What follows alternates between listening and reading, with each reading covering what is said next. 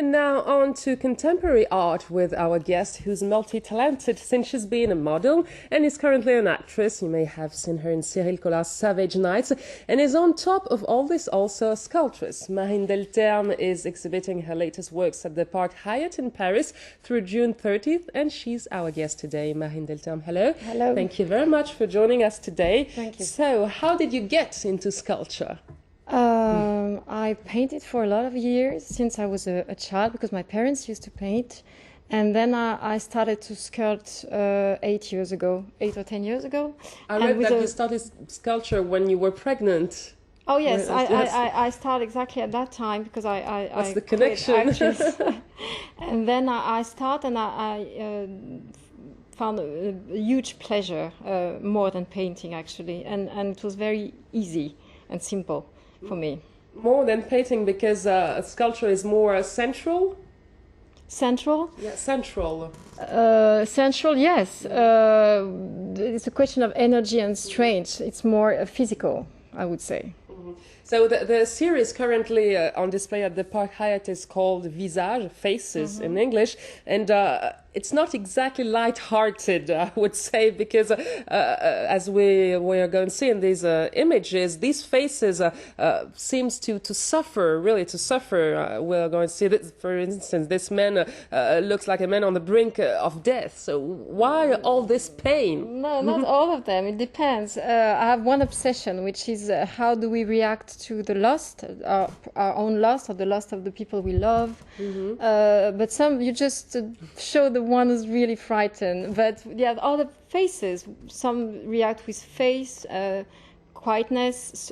Some are fear or mysticism. It depends. I did children who are really quiet, have a quiet reaction to that. It depends. It depends. And why did you choose to focus your work on faces and not whole bodies?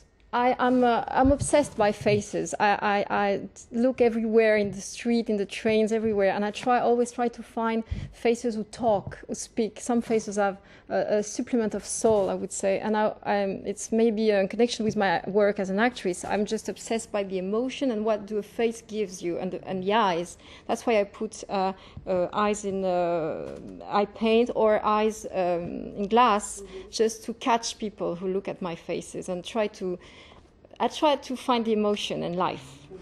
So let's take a look at another one of your pieces, a sort of collection of impaled heads, I would say.